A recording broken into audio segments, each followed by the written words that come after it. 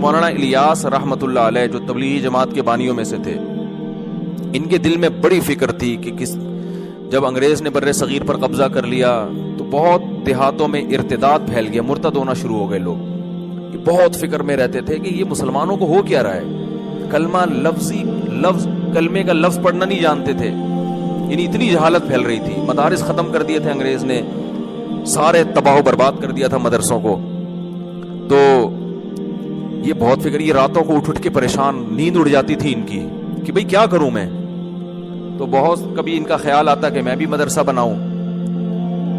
تو پھر یہ سوچتے کہ مدرسے میں تو محدود لوگ آتے ہیں نا، محدود بچے ہوتے ہیں، محدود لوگ ہوتے ہیں. یہ اتنی بڑی قوم جو اتنے لاکھوں لوگ ہیں ہندوستان کے، جس میں پاکستان اور بنگلہ دیش بھی تھا، ان کے ایمان کو کیسے بچایا جائے؟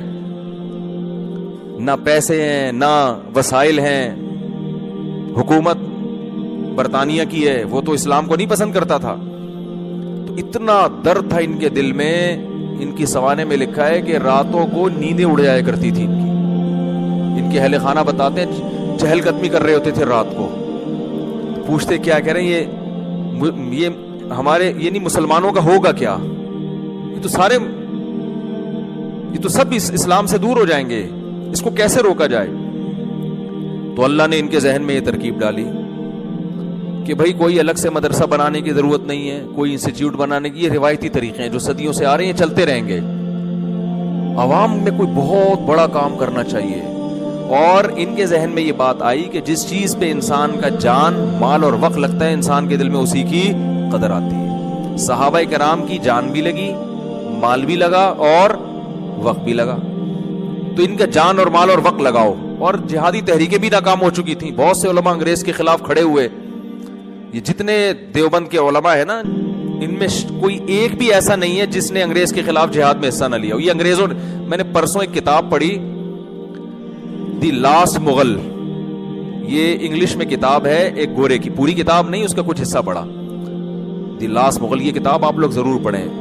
اس انگریز نے مغلوں کی تاریخ پر ایسی شاندار اور اوتھینٹک کتاب لکھی ہے کہ ہڈو بچوں کر دیا اس نے.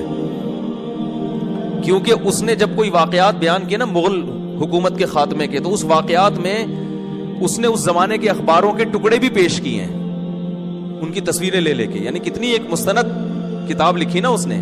تو اس میں یہ لکھا ہے کہ انگریزوں کے خلاف جو لڑائیاں ہوئی ہیں نا، اس میں اس انگریز نے علماء دیوبند کے ایک ایک کے نام بیان کیے ہیں. وہ گورا لکھ رہا ہے کہ یہ وہابی تھے اور یہ لڑے یہ لڑے یہ لڑے یہ لڑے. یہ میں اس لیے بتا رہا ہوں آپ کو کہ آج بہت سارے الٹے سیدھے الزامات علماء دیوبند پہ لگائے جاتے ہیں. تو انگریز کے خلاف اگر کوئی میدان میں حقیقی معنوں میں آ کے کھڑا ہوا ہے نا، تو کون کھڑا ہوا ہے؟